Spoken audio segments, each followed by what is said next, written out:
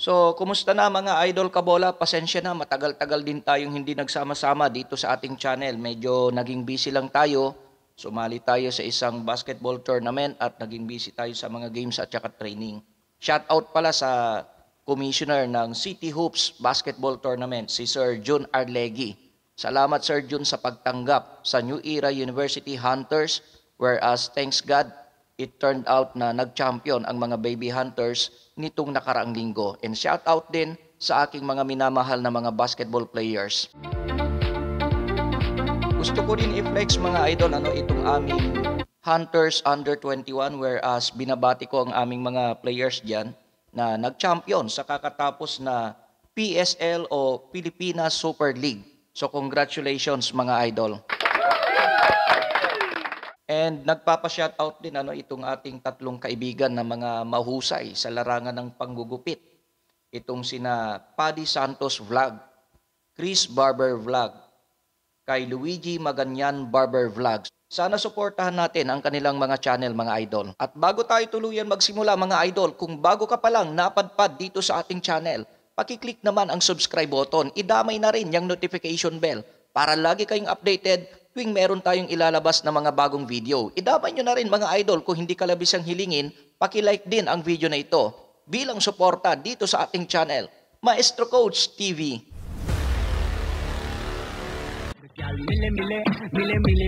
So, ang pag-uusapan natin ngayon mga idol, itong pag-call out nitong si Mr. Al Francis Chua dito sa Samahan ng Basketball ng Pilipinas or SBP. As we all know, itong si Mr. Al Francis Chua ang siyang team manager, bagong team manager ng ating Gilas Pilipinas at related din ito sa San Miguel Corporation or SMC as the sports director. So recently ay sinabi nitong si Mr. Al Francis Chua na dapat maghanda na ng plano itong SBP prior to 2024 hanggang sa 2028 na cycle bilang programa ng ating national team. So basically, ano ba itong pino-point out nitong si Mr. Al Francis Chua na dapat paghandaan at pagplanuhang mabuti nitong SBP? Tatlo yung pinaka-major tournaments na dapat paghandaan natin. As we all know, hindi naging maganda ang kampanya ng ating national team under Coach Chot Reyes noon sa nagdaang FIBA Asia Cup. Nakulelat tayo dyan mga idol. At itong paparating din na Olympic qualifying tournament that will be held somewhere on July 2024. And of course, ang panibagong FIBA World Cup. So first things first, ang unang sasabakan ng ating Gilas Pilipinas pagdating ng year 2024 ay itong paparating na FIBA Asia Cup window. As we all know, napabracket ang Gilas Pilipinas sa Group B. Ang makakasama natin dyan, mga idol, ay itong New Zealand, Chinese Taipei at itong Hong Kong. Whereas come February 2024, yan ay February 22 I should say, ang makakaharap natin na una sa window ay itong Hong Kong. At sa February 25 naman, susunod nating makakaharap ang Chinese Taipei. So maaga pa lang, gustong ipamap out na nitong team manager ng Gilas Pilipinas na si Mr. Al Francis Chua dito sa SBP kung paano nga natin dapat talaga paghandaan itong paparating na FIBA Asia Cup. Because as we all know, hindi naging maganda ang kampanya ng ating Gilas Pilipinas nung nagdaang FIBA Asia Cup under then coach itong si Coach Chot Reyes. And for the second one, na major tournament na dapat talagang paghandaan ng ating national team, lalo na itong SBP, ay itong paparating na Olympic qualifying tournament. As we all know kasi mga idol ay bigo ang ating national team na sungkitin ang kaisa-isang nakalaan na ticket para sa Asia diyan sa nagdaang FIBA World Cup. Whereas if I'm not mistaken, ay itong bansang Japan ang nakasungkit niyan. Kung tayo sana ang nakasungkit ng kaisa-isang ticket na yan, ay direkta na sana ang ating qualification para sa paparating na 2024 Paris Olympic Games. Kaso, eto nga at nabigo tayo kaya kailangang dumaan sa butas ng karayom ang ating Gilas Pilipinas para magkaroon pa rin tayo ng tsansa na makahabol sa Paris Olympic Games. So when we talk about the chances of our Gilas Pilipinas, kahit papano ay masasabi natin mataas-taas naman ang tsansa natin na makalusot dito sa Olympic qualifying tournament. Whereas itong Lebanon, as we all know, ay kayang talunin ito ng bansang Pilipinas. Pero bagamat wag tayong makakasiguro dahil sa nagdaang FIBA Asia Cup sa panahon nitong si Chot Reyes ay ilang beses tayong nilampaso nitong bansang Lebanon kahit nung mga panahon na yon ay nasa atin itong si Jordan Clarkson. Pero probability-wise, lalo na ngayon na bago ang sistema ng ating national team away from the system of Coach Chot, siguro ay beatable na para sa atin itong bansang Lebanon. Pero ang medyo mahirapan tayo, but we are not losing hope with the new system of our national team, ay itong New Zealand.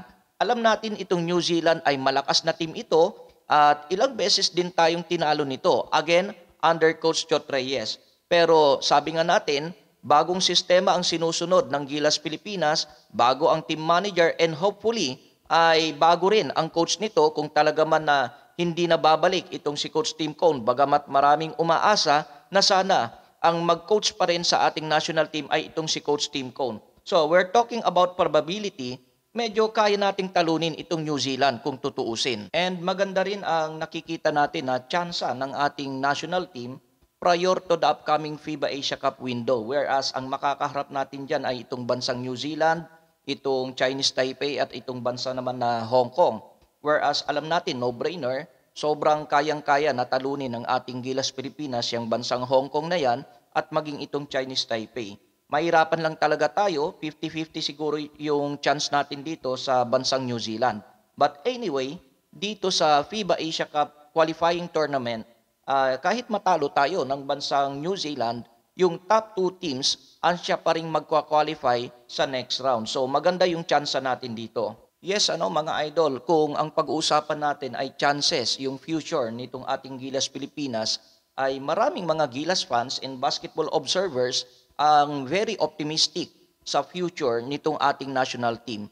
We're not really against Chot Reyes as a personal matter. Pero sabi nga natin, dahil nag-step aside na itong si Coach Chot Reyes, so nabigyan ng pagkakataon na makapag-implement ng bagong sistema ang ibang mga coaches, particularly itong si Coach Tim Cone, and hopefully, sabi nga natin, sana ay siya pa rin ang mag-coach ng ating Gilas Pilipinas. Pero kung hindi man, at least nagkaroon ng bagong development, whereas magkakaroon ng bagong sistema itong ating national team. At yun ang isang malaking factor dyan. Hindi lang kasi ang pinag-uusapan when we talk about chances, ay yung kung sinong kabracket natin, etc. Honestly, kahit sinong kabracket natin dyan, kahit malakas, kahit mahinang bansa yan, ang primary factor pa rin dyan ay yung direksyon, preparedness, at saka yung sistema na ini-implement dito sa loob ng ating national team na Gilas Pilipinas. Kaso ito, mga idol, bagamat sinasabi nga natin na maganda-ganda ang chances ng ating national team sa paparating na FIBA Asia Cup, yung Olympic qualifying tournament, bagamat wag muna nating pag-usapan yung FIBA World Cup na yan, medyo masalimuot na kwentuhan pa yan. Dito sa FIBA Asia Cup, Olympic qualifying tournament, okay tayo dyan, maganda yung chances natin. Pero may mga nakikitang problema itong si Mr. Al Francis Chua as the team manager ng ating national team na Gilas Pilipinas dito sa loob ng Gilas Organization na dapat ma-address agad-agad ng SBP bago pa mahuli ang lahat. So ang unang problema dito na dapat ma-address agad-agad ng SBP ay yung problema kung sino nga ba talaga ang tatayong head coach ng ating national team. Dahil kagaya ng alam natin, nag-confirm na ng ilang beses itong si Coach Tim Cone na pansamantala lang ang kanyang pagiging head coach sa Gilas Pilipinas. At ilang beses na rin niya kinonfirm na talagang ang priority na niya at the moment ay ang pagbabalik Barangay Ginebra. So wala na tayong magagawa doon. Personal choice yan nitong si Coach Tim Cone. After all, ay nagawa na niya ang kanyang mission sa nagdaang Asian Games. Kaya ngayon, dapat pangalanan na, i-identify na ng SBP kung sino nga ba talaga ang tatayong panibagong head coach. Nitong nakaraan, may mga pasabog nga itong si Mr. Homer Sison, binablind item niya na mayroon daw American coach na napipisil na o napisil na, should I say, ng SBP, pero at that moment ay ayaw pa nilang isapubliko dahil during that time ay kasalukuyang naglalaro sa Asian Games ang ating national team. Pero ngayon na natapos ng Asian Games, siguro naman wala nang mairarason itong SBP na pangalanan o isapubliko kung sino ba yung nachichismis na isang American coach na siyang hahawak na panibago dito sa ating Gilas Pilipinas. Ngayon, kung talagang hindi magmaterialize yung sinasabing yan nitong si Mr. Homer Sison na quote-in-quote, may isang American coach na napipisil na o napisil na nitong SBP, sabihin natin na hindi yan matuloy, siguro it's about time na mag-decide na talaga itong SBP sino nga ba talaga ang tatayong head coach ng ating national team. Kasi hindi maganda na tumatagal na yung panahon pero until this moment ay walang ma-identify na panibagong coach itong SBP. Siguro it's about time, kumbaga sa isang player, magpatawag na sila ng tryout, magpa-random pick na sila kung sino nga ba talaga ang panibagong head coach ng ating Gilas Pilipinas para itong panibagong head coach ay maaga ring makapagsimula ng kanyang implementation ng sarili niyang programa, ng kanyang sariling sistema. Actually, sa usapin na yan, may mga nagsasabi na dapat talaga foreign coach na ang ilagay dito sa ating Gilas Pilipinas. Isang foreign coach na may mataas na international experience. Tama naman yon. Pero ang sabi rin ng mga iba, ang opinion nila, mapa-local coach yan o mapa-foreign coach yan, ang mahalaga ay maagang ma-identify, maagang maisalpak ng SBP ang panibagong coach dito sa ating national team para maigayak ito ng mas maaga. And the second problem na dapat ma-address dito ng SBP ay kung paano buuin ng maayos ang panibagong lineup, ang core ng ating national team when we talk about local players. Kasi let us admit, unti-unti nang nagkakaedad lahat ng mga Gilas players natin sa kasalukuyan. Example na dyan itong si Fajardo. Itong si Junmar Fajardo, if I'm not mistaken, ay around 33 years old na ito. Nagkakaedad na rin itong si Japet Aguilar. Halos lahat sila nasa 30 years old pataas na yan. Ang kailangan natin dito ay long-term program. So dapat talaga mag-isip-isip itong SBP kung gusto natin talaga na magkaroon tayo ng long-term program, dapat kumuha na sila ng mga batang players prior to the future of our national team. Tama yung plano noon nitong si Coach Tab Baldwin. If you still remember yung programa niya, yung tinatawag niyang mga young guns na yan. Sana ganun ulit ang buuin ng SBP this time around. Kung wala na itong si Coach Chot Reyes, siguro naman wala nang makakahadlang para ibalik natin yung mga core na yan ng mga young players na magiging future ng ating national team. Kasi hindi naman habang buhay ay dapat umasa itong SBP sa mga grupo ng mga PBA players kagaya ni na Aguilar, ni na Fajardo, ni na Thompson. Darating ang panahon talaga, mawawala ang mga yan. Darating ang panahon, igugupo ng injury ang mga yan dahil sabi nga natin, unti-unti na silang nagkakaedad. And look at this, pag tiningnan din natin ang mga natitirang players sa loob ng PBA, halos lahat din ng mga star players dyan ay unti-unti na ring nagkakaedad. So anong susi dito? Kailangan tanggapin na talaga ng SBP na ang priority natin dapat na makapasok sa ating national team ay mga young guns. So saan man gagaling yung mga young players na yan? Nandyan ang NCAA, nandyan ang UAAP, meron tayong MPBL at kung ano-ano pa na iba't ibang mga liga. Siguro it's about time lumingon sa tabi-tabi itong SBP at wag lang siyang naka one-sided focus dito sa side ng PBA. And the next one na dapat ma-address dito ng SBP ay kung sino nga ba talaga ang tatayong bagong naturalized player ng ating national team. Because as we all know, nasangkot itong si Justin Brownlee sa anti-doping test pagkatapos ng Asian Games. At lumalabas, blanco, wala tayong naturalized player ngayon sa loob ng ating Gilas Pilipinas. At this point in time, dapat mag-decide na talaga itong SBP habang maaga pa lang ay magpatawag na siya ng pinaka-tryout, mag-scout na sila kung sino nga ba talaga ang kukunin nilang bagong naturalized player. Otherwise, mauuwi na naman tayo sa cramming kung kailan malapit ng mga tournament ay saka sila nagkukumahog na maghanap kung sino ang tatayong naturalized player ng ating national team. Kasi kung tutuusin, hindi naman mahihirapan talaga itong SBP sa paghahanap ng mga kandidato sa bagong naturalized player. Dahil before, sa panahon nitong si Coach Chot Reyes, kaliwat kanan, ang daming nagpaparinig dito sa SBP, dito kay Coach Chot Reyes, sa MVP Group of Companies, na willing silang mag-offer ng kanilang service as the naturalized player ng ating bansa. So kung ang pag-usapan natin, sino ang mga candidate, I suppose walang magiging problema dyan itong SBP dahil marami ang willing na mag-try out para sa ating Gilas Pilipinas. Kasi hindi rin naman habang buhay na lagi na lang tayong nakabuntot, lagi na lang nakatago itong SBP sa anino nitong si Jordan Clarkson at maging itong si Justin Brownlee. Yes, well said. Talagang very proud yung dalawang import na yan to represent the Philippines sa mga international competitions. Pero tanggapin natin ang katotohanan, darating at darating ang panahon, hindi na magiging available yung dalawang players na yan. Kagaya halimbawa nitong si Justin Brownlee, nagkaroon siya ng problema so hindi na siya available. At ito namang si Jordan Clarkson, alam natin, active NBA player yan.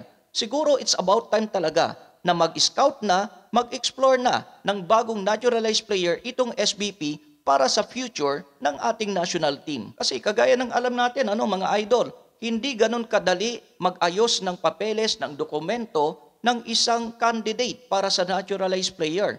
Kagaya nung nangyari noon kay Justin Brownlee, it takes time.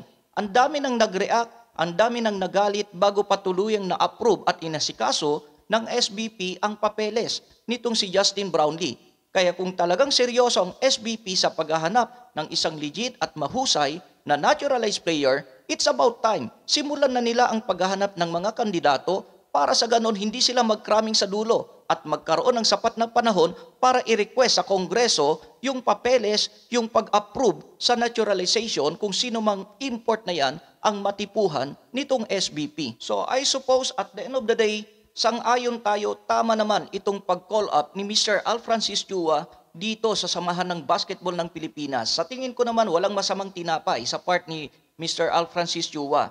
Tama lang na ma-heads up itong SBP habang maaga pa at hindi na maulit muli yung laging pagkakraming natin kung kailan malapit na yung tournament, saka palang kikilos itong SBP. Ikaw naman, Idol Kabola, sino sa tingin mo ang mas magandang kapalit nitong si Coach Tim Cone kung sakasakaling hindi na siya babalik dito sa ating national team?